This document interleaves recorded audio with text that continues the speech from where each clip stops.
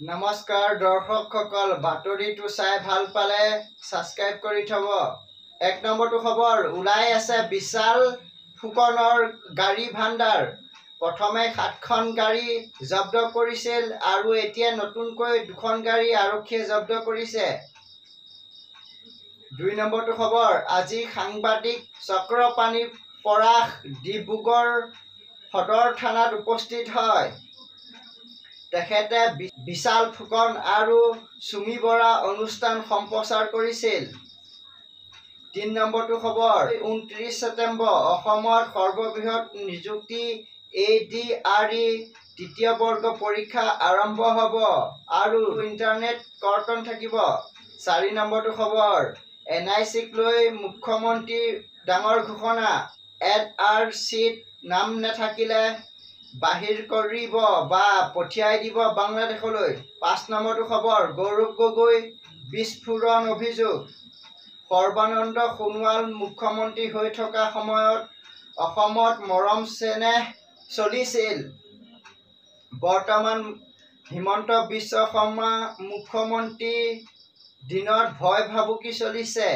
৬ নম্বৰটো খবৰ, অসমৰ প্ৰান্তে প্ৰান্তে দোল উৎসৱৰ প্ৰস্তুতি চলি আছে। ৭ নম্বৰটো খবৰ, গুৱাহাটীত হত্যাকাণ্ড।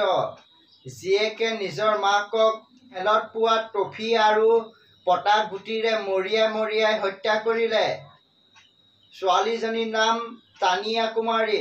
৮ নম্বৰটো খবৰ, কংগ্ৰেছৰ গৌৰৱ গগৈ অসমত চলা ছেমিকণ্ডাক্টৰ প্ৰকল্পক লৈ সুখী নহয়। তাৰ মানে অসমক বা অসমীয়া মানুহক তেওঁৱে বেয়া পায়। হয়নে দৰ্শকসকল, কমেণ্ট কৰি জনাব। ৯ নম্বৰটো খবৰ, ১৭ জন বাংলাদেশী মানুহে অসমত সোমোৱাৰ চেষ্টা কৰা সময়তে অসম আৰক্ষীয়ে উভতাই পঠালে বাংলাদেশলৈ। ১০ নম্বৰটো খবৰ, অক্টোবৰ মাহত ১৫ দিন বন্ধ থাকিব সকলোবোৰ বেংক। যদি বেংকত কিবা কাম কাজ আছে আপোনাৰ সোনকালে কৰি লওক। ১১ নম্বৰটো খবৰ, এইখন বাছ ৭০ দশকৰে। বাছখন চাবলৈ এতিয়াও বহুত মানুহ আহে। মালিকৰ নাম ৰমেন বৰুৱা, ঠিকনা নগাঁও।